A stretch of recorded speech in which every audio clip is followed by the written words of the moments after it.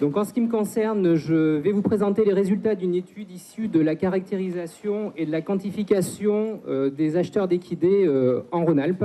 Donc étude réalisée dans le cadre d'un partenariat entre l'Institut de l'élevage, la direction territoriale Rhône-Alpes-Auvergne de l'Institut français du cheval et de l'équitation, l'ISARA de Lyon et AgroSup Dijon, puisque ce travail a été réalisé dans le cadre d'un stage de fin d'études d'ingénieur, principalement par Blandine Perret, qui ne pouvait être parmi nous aujourd'hui. Ce travail s'est inscrit dans le contexte suivant. C'est-à-dire les éleveurs de la région Rhône-Alpes éprouvent, comme les éleveurs d'autres régions, certaines difficultés à commercialiser leurs chevaux, leurs produits. Ceci étant, a priori, avant l'étude, plutôt lié à une inadéquation entre l'offre et la demande, 70% de la production rhône-alpine étant orientée chevaux de sport, alors que la demande semble très hétérogène dans la région, sachant que ces difficultés de commercialisation ont été largement accrues, largement augmentées en 2009 avec la crise économique. Donc cette étude répond à la volonté de l'Association régionale d'éleveurs, l'ASECRA, d'obtenir une meilleure vision de la demande des acheteurs dans le but final de leur proposer des produits de commercialisation, des produits de vente adaptés à leurs besoins. Les objectifs que l'on a poursuivis dans le cadre de cette étude sont les suivants. Le premier consiste en la caractérisation de la demande des acheteurs potentiels d'équidés de la région en termes de produits d'une part, en termes d'outils de commercialisation d'autre part, en particulier en termes de vente collective. Et puis le second objectif était relatif à la quantification des acheteurs par type de profil. Alors je m'explique, on est parti du travail présenté l'année dernière dans cette même salle par Christelle Cousy, qui a abouti à 4 ou 5 types d'acheteurs, la discrimination entre chaque type se faisant selon 2 modalités, selon 2 axes, leur capacité à maîtriser un achat et leur autonomie dans la démarche d'achat. Donc les 4 types qui nous intéressaient dans le cadre de cette étude étaient les acheteurs dits autonomes, c'est-à-dire qui maîtrisent l'achat et qui réalisent leur achat de manière totalement autonome, des acheteurs insouciants qui ne maîtrisent pas l'achat mais ne se font quand même pas aider, des acheteurs encadrés et des acheteurs à garantie. Donc l'objectif était parmi la population totale d'acheteurs de la région, savoir quel type, quel profil était réellement majoritaire. Alors pour atteindre ces objectifs, on a réalisé des enquêtes. On a élaboré un questionnaire qui a été diffusé sous forme papier et sous forme numérique. Cette diffusion a été exercée auprès des licenciés FFE, notamment auprès des établissements équestres dans le cadre de partenariats avec le comité régional d'équitation, ou également lors de manifestations équestres, compétitions fédérales en particulier. Et on s'est attaché également à cibler, à rechercher des acheteurs potentiels non licenciés de la fédération, en diffusant le questionnaire auprès de vétérinaires, d'équipementiers, de maréchaux ferrants. Donc ces questionnaires, après diffusion, ont permis la récolte de 304 questionnaires qui étaient effectivement complets et analysables. À noter que parmi ces questionnaires, 84% sont relatifs à des personnes qui ont déjà acheté un cheval, qui ont déjà fait la démarche. Donc, avant d'aller plus loin, on a essayé de vérifier la validité de notre échantillonnage. Donc, je ne vais pas rentrer dans le détail, mais retenez que l'échantillon de répondants est tout à fait cohérent avec la population d'acheteurs à l'échelle nationale, ou en tout cas ce qu'on estime qu'elle est, en termes de catégories socio-professionnelles, en termes de mode d'utilisation des équidés. Également, on a vérifié l'adéquation de notre échantillonnage avec la répartition des cavaliers au sein des différents départements de la région Rhône-Alpes. Donc cette étude a permis d'aboutir au premier résultat suivant, à savoir la caractérisation de l'échantillon en termes de type d'équidé, de mode d'utilisation, de discipline pratiquée avec les chevaux achetés, les critères d'achat, les prix et les circuits de commercialisation. Donc en termes de type d'équidés, notamment en termes de race, la préférence des acheteurs se porte très majoritairement vers les races de sang.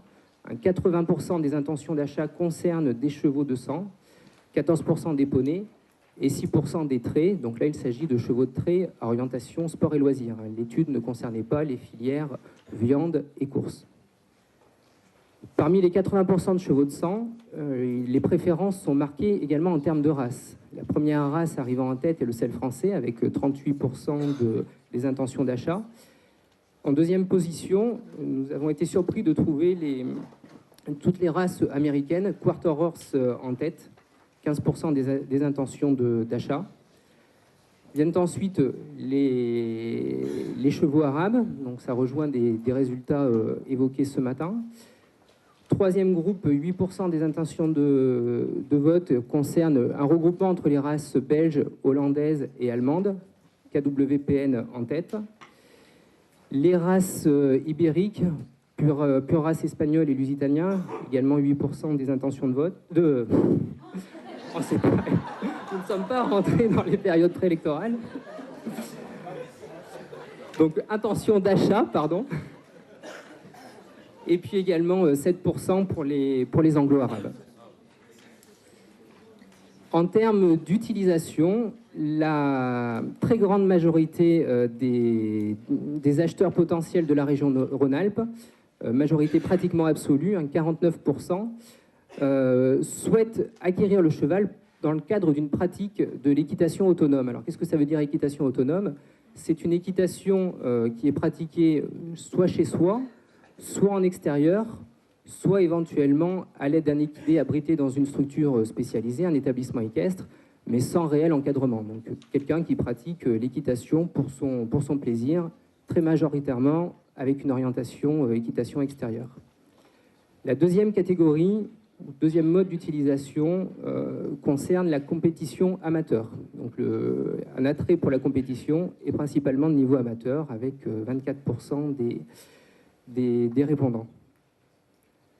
En termes de discipline pratiquée, deux sortent du lot. La première concerne la pratique de l'équitation extérieure, donc on rejoint les résultats évoqués précédemment. Et la deuxième est relative au CSO, avec une première, enfin le CSO apparaît en premier rang des répondants et premier objectif d'achat d'un équidé pour la région Rhône-Alpes. Les intentions d'achat concernent également des chevaux à destination des deux autres disciplines olympiques, à savoir le concours complet et le dressage, mais dans une bien moindre mesure. En termes de critères d'achat, le premier critère, le critère réellement prépondérant pour les acheteurs, c'est le caractère du cheval, bien avant ses performances. Donc le caractère du cheval est en effet prépondérant pour près de 40% des personnes enquêtées.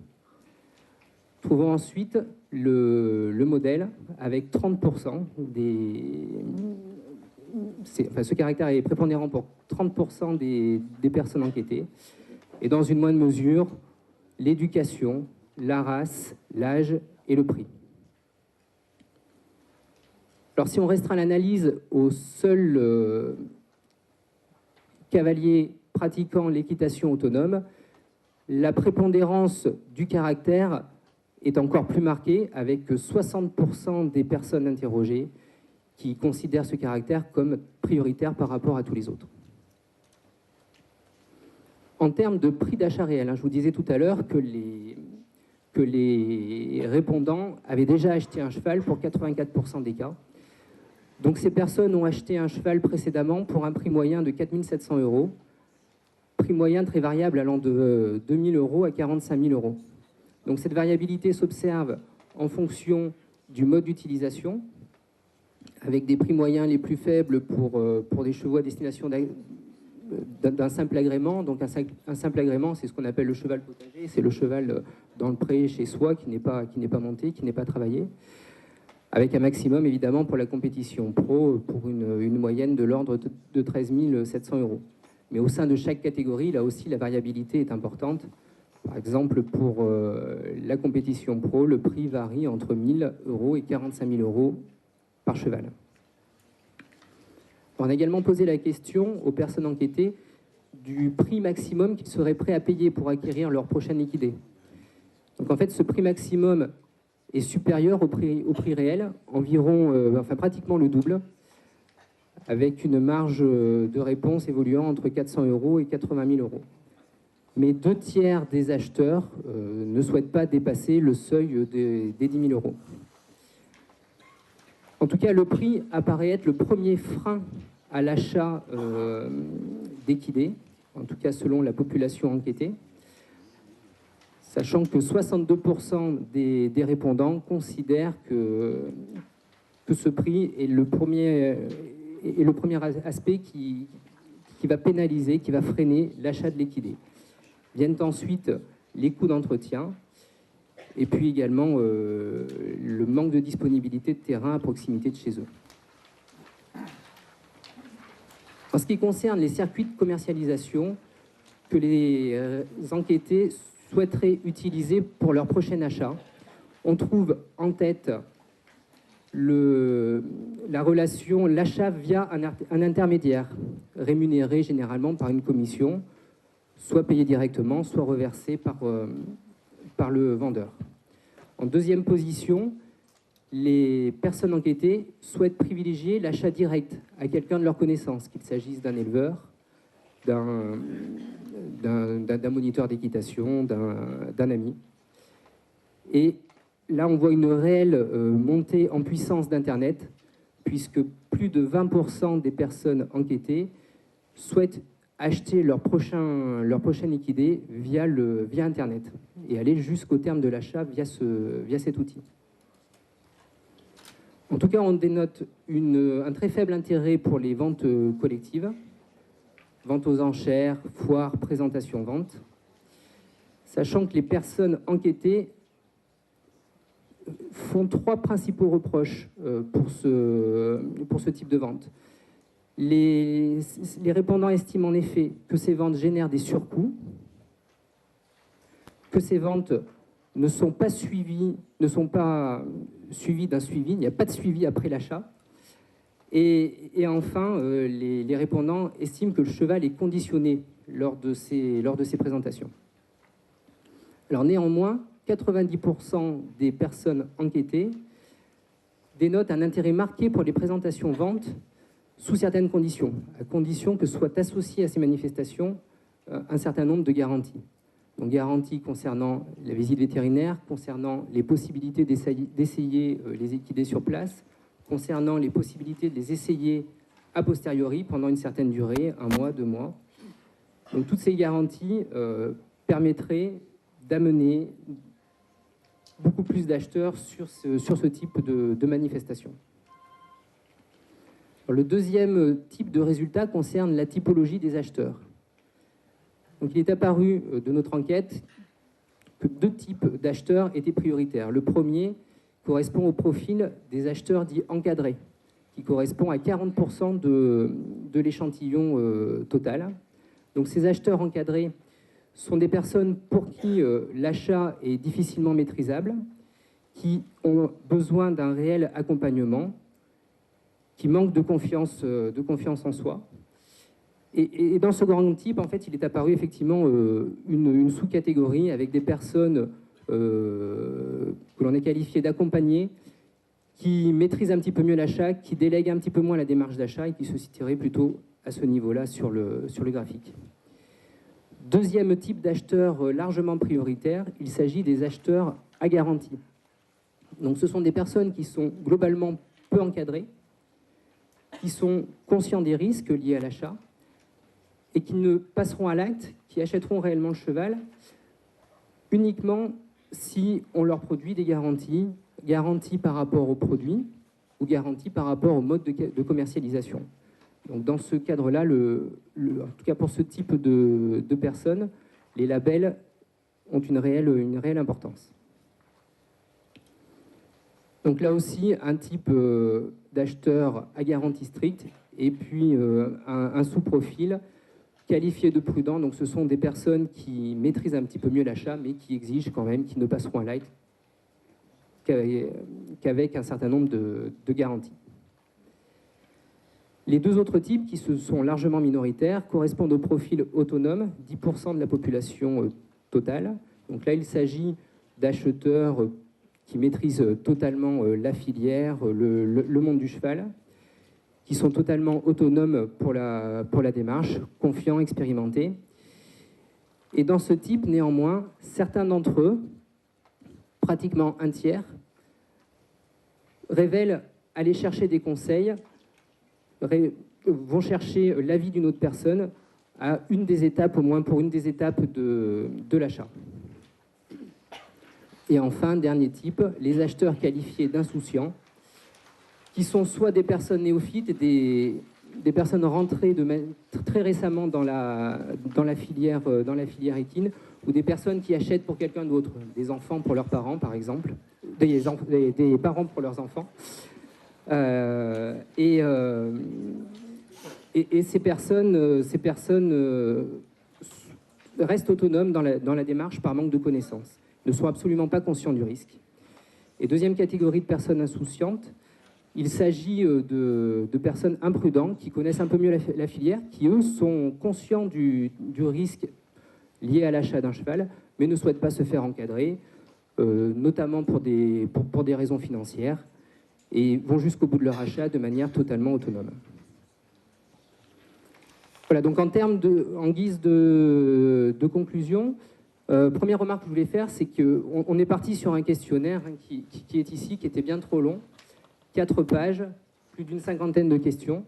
Alors on a fait ce choix pour obtenir un certain nombre de renseignements, mais on aurait eu certainement beaucoup plus de réponses et un meilleur taux de retour avec un questionnaire plus court, ce qui paraît évident.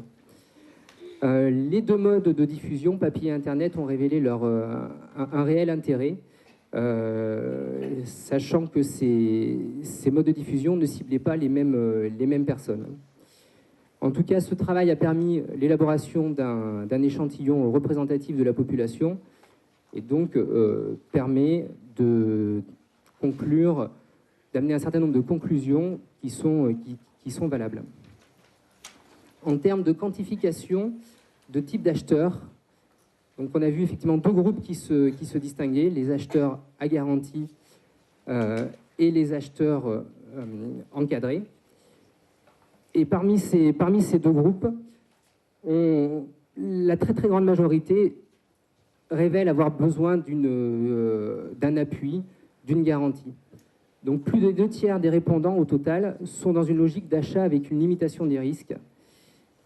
Et pour ces personnes, la garantie est réellement un besoin, une nécessité. Que la garantie concerne les conditions de vente, le conseil, l'accompagnement à l'achat, le choix du circuit de commercialisation et également les labels, avec une réelle importance des labels, en particulier pour le groupe des acheteurs à garantie. Et lorsqu'on pose la question à ces personnes quant aux labels qui les intéressent, les premiers se portent sur les tests comportementaux, donc, qui arrivent en tête pour 29% des personnes interrogées. Viennent ensuite l'établissement d'une charte de qualité relative aux bonnes pratiques d'élevage. Donc les acheteurs seraient intéressés par ce type de label. Suivent les notes de modèles et allures, et les indices de performance n'arrivent qu'en 4e position. En tout cas, ce travail a permis d'obtenir un certain nombre de bases nécessaires à proposer différentes recommandations pour adapter les circuits de commercialisation aux demandes des acheteurs. Merci de votre attention.